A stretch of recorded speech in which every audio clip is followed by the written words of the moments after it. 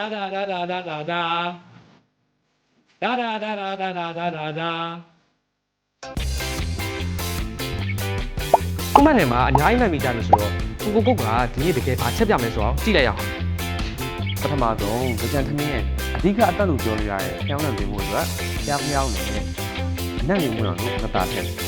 ပြီးရင်ရေအေးလေးနဲ့အဖုံးပိတ်ပြီးတော့နိုင်ဝက်လောက်ခဏလိုက်တယ်ပြီးရင်တော့နှင်းချက်ဖို့ပြင်ပါမယ်ငါချောက်ကိုအတုံးလုံးထားလိုက်မယ်တုံးထားတဲ့ငါချောက်တွေကိုပြုတ်လိုက်ပြီးရင်မွားနေအောင်လာလာလေးပိတ်ထားလိုက်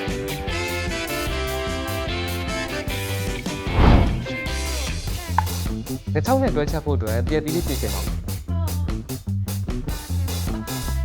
ကြံသမင်းနဲ့တွဲစားဖို့အတွက်မြူပြီးတော့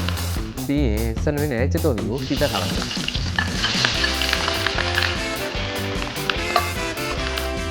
အသင့်ပြင်ထားတဲ့ကြက်လေးကိုထည့်ပြီးရောမှွေလိုက်တယ်။ပွားထားတဲ့6လေးကိုထည့်လိုက်တယ်။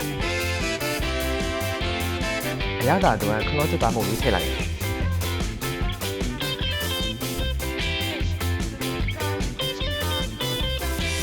အော်ဒါနဲ့ကြံနဲ့ပတ်သက်တဲ့အမှတ်တရတစ်ခုပြောပြရအောင်။ငယ်တုန်းကလမ်းထိပ်မှာကြံသမင်းသူ့တိတာဆက်ဆိုင်နေ။ဘုံမဒုက္ခလုံးကိုပြီးတော့ပြန်ခဲ့ရဘူး။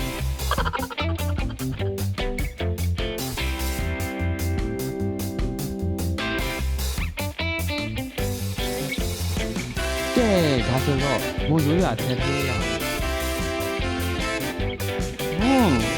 你那给我。